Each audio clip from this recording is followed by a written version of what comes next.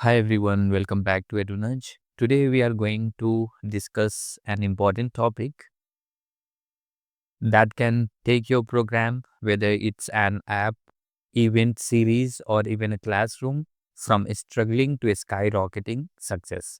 And guess what? The secret is simple: making data driven decisions. Stay with me as we break it all down step by step with easy examples and clear explanations. By the end, you will have actionable tips to apply immediately. Let's get started. So, first of all, we are going to understand what is data driven decision making. Data driven decision making is when you rely on facts and data, not just intuition, to make choices. Think of it like this: imagine you are planning a party. You could randomly pick a time hoping people show up, or you could ask past guests, when do you prefer? The second option is data driven and it's more likely to succeed. In your program, decisions backed by numbers help you grow while avoiding costly mistakes. Now we will understand why is data important for growth. Here is why data matters. It eliminates guesswork. You are not just trying things out and wasting resources. It spots opportunities. Data shows what's working and where you can improve. It builds confidence. You can justify your decisions to others with actual numbers.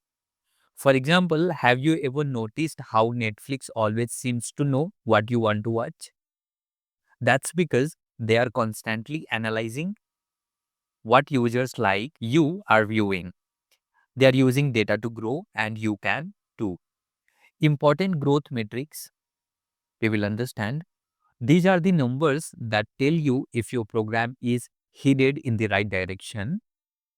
Some key factors to know: retention rate. How many people stick with you? For example, if 10 people signed up and 8 stayed, your retention rate is 80%.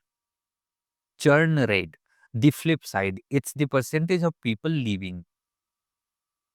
Engagement metrics. This measures activity, how involved people are. Are they showing up, participating, or interacting?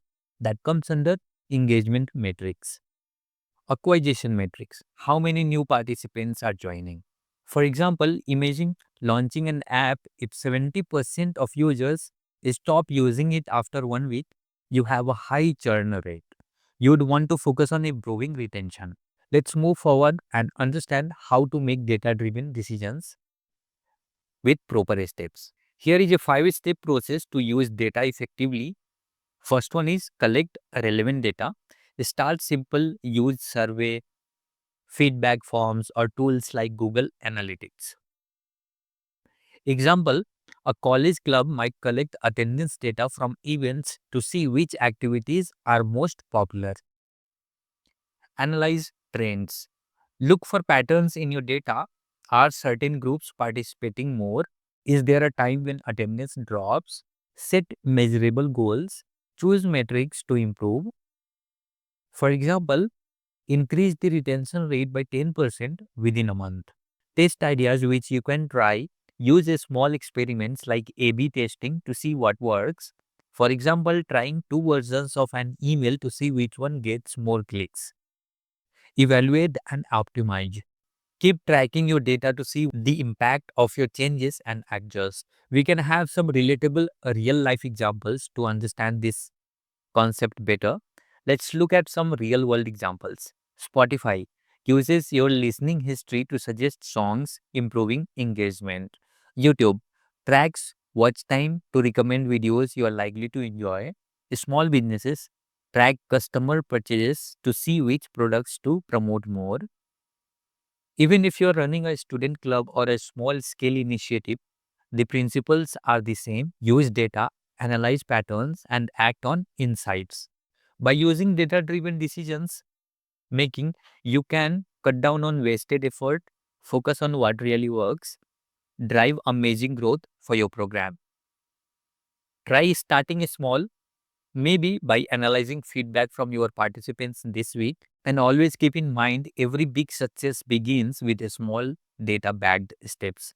If you found this video helpful, don't forget to give it a thumbs up, subscribe for more tips, and share your thoughts in the comments below. Let's keep growing together. Thank you for watching.